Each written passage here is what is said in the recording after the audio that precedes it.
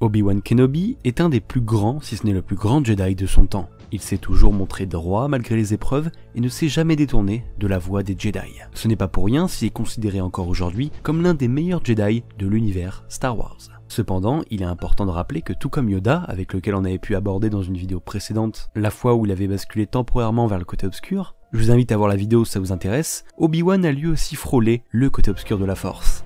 Et je trouve ça personnellement très intéressant de pouvoir étudier les moments où des personnages tels que lui ont pu être à ce point touchés et proches du point de non-retour. Salut à tous, ici Antoine de la TAT et plongez avec moi sur le côté obscur chez Obi-Wan Kenobi.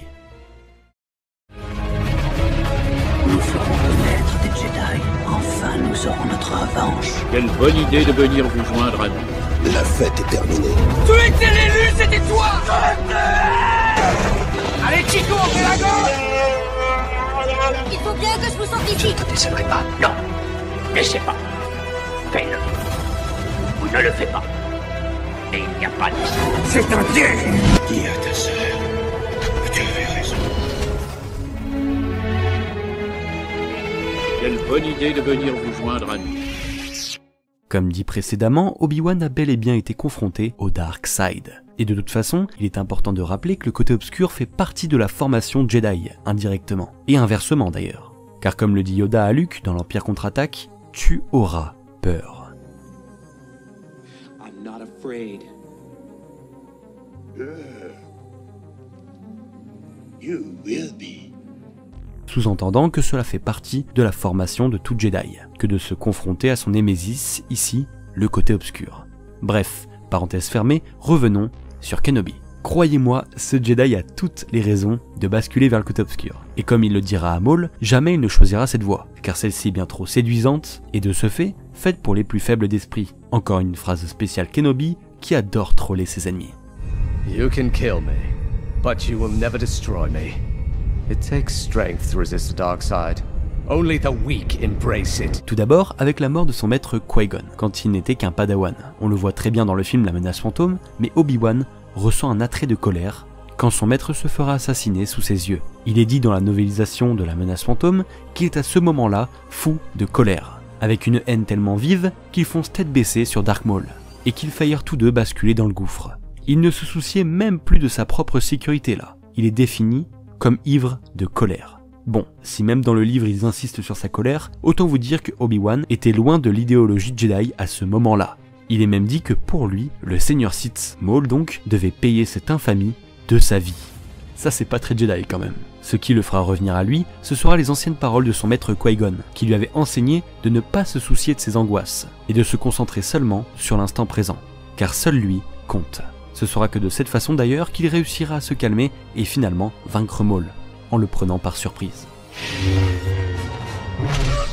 C'était là, véritablement, la première fois qu'Obi-Wan s'oublia pour laisser libre cours à sa colère. On pourrait citer la fois où dans Star Wars The Clone Wars, Kenobi assiste à la mort de Satine Kryze, sous ses yeux, par Maul ressuscité.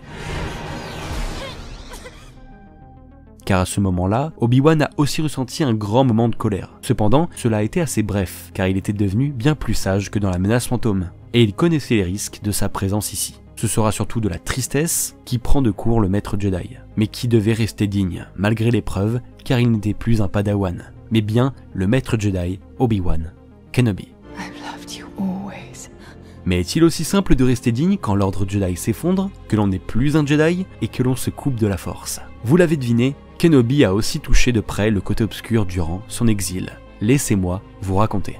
Après le terrible Ordre 66, Obi-Wan, devenu Ben, s'exile sur Tatooine pour surveiller le fils de son apprenti déchu Anakin, qui était devenu d'ailleurs Dark Vador. Il protégera alors au péril de sa vie le jeune Luke. Luke était devenu plus important que sa propre vie car il savait que ce sera à lui de sauver la galaxie du côté obscur. Durant sa vie isolée, il refoulera énormément ses sentiments. Il était impuissant malgré la mort de tous ses frères et sœurs Jedi, décimés aux quatre coins de la galaxie. Et on sait que plus on refoule ses sentiments, plus il sera difficile de se contrôler derrière. C'est exactement ce qu'il s'est passé. En gros, un jour, un groupe de pillards Tusken voleront des réserves d'eau à Owen Lars, l'oncle de Luke. Ils ont pillé avec une telle brutalité que la vie des fermiers était compromise. Ni une, ni deux, Kenobi, se rendant compte du danger que cela représente pour le jeune Luke, décide d'infiltrer le campement Tusken. Il se faufilera alors un soir dans cette base pour récupérer les réserves d'eau et les ramener au Lars. Malheureusement pour lui, il sera surpris par un Tusken qui était de garde. Par réflexe, Obi-Wan désarme son opposant, mais se retrouve très vite encerclé par l'ensemble des membres de la tribu,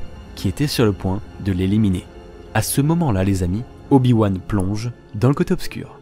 Tous ses souvenirs de l'Ordre 66, la perte de ses amis, d'Anakin, la purge qui sévissait encore à travers la galaxie, bref, tout ceci poussa Kenobi dans une rage folle, à ce moment précis. Ses sentiments et émotions avaient pris le dessus, tellement il s'était enfermé et isolé sur lui-même depuis tout ce temps. Il allume aussitôt son sabre laser, prêt à les massacrer tous, un par un, tellement sa colère était vive. Il s'imaginait déjà son sabre à la main, les transperçant de part en part, et massacrer la tribu tout entière, ne laissant que des cendres et du sang sur le sable, comme l'avait fait Anakin dans le passé.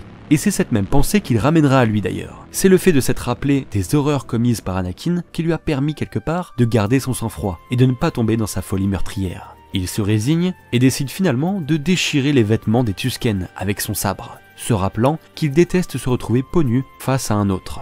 C'est très mal vu chez les Tusken, c'est à la fois rabaissant et déshonorant. Il n'avait donc nul autre choix que de fuir, voyant la vitesse du Jedi et le danger qu'il représentait. Les Tusken auront tellement peur de ce mystérieux magicien au sabre lumineux que la nouvelle se répandra très vite sur tout Tatooine. Raison pour laquelle d'ailleurs les Tusken qui attaquaient Luke fuient Ben quand ils l'entendent dans un nouvel espoir. Voilà, petit fun fact. Voici donc les moments où Obi-Wan s'est confronté au côté obscur. Et comme vous avez pu le constater, il était vraiment pas loin de succomber lui aussi. Seulement, son parcours et les différentes pertes dans son entourage l'ont forgé et permis de devenir le plus sage Jedi que l'on connaisse dans Star Wars. Les amis, la vidéo touche à sa fin, j'espère qu'elle vous aura plu. Si c'est le cas, pensez à lâcher le pouce bleu de l'espace comme toujours, à rejoindre la force en vous abonnant, c'est important pour le soutien, et à vous abonner aussi à la chaîne secondaire AT-AT Studio. Sur ce, je vous dis à très vite, c'était Antoine de l'AT-AT, prenez soin de vous et que la force soit avec vous.